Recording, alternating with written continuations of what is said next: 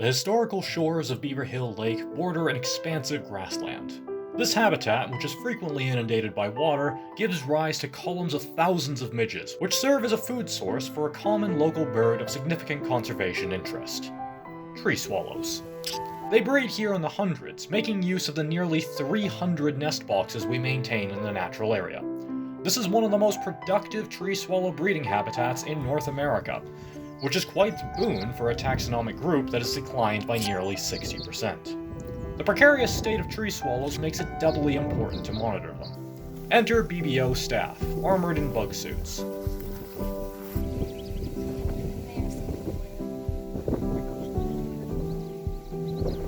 The boxes are checked for occupancy and nesting progress regularly, but there's another important step that only the staff can do: banding.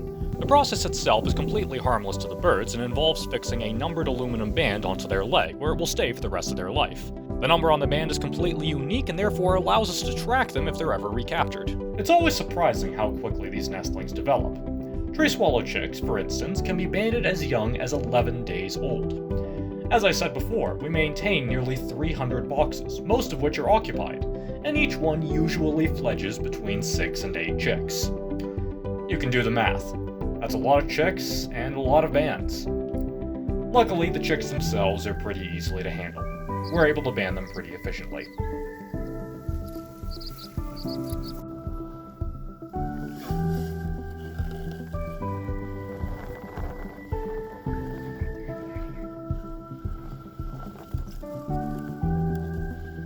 Occasionally, we'll get lucky and see an adult fly into one of the boxes.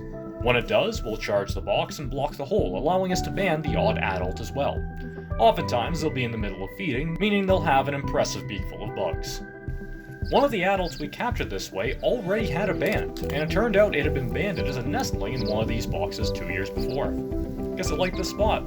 Banding these chicks is an essential step to monitoring and understanding the survival and movements of these tree swallows. It doesn't seem like much, but it's a way to more completely understand the full picture.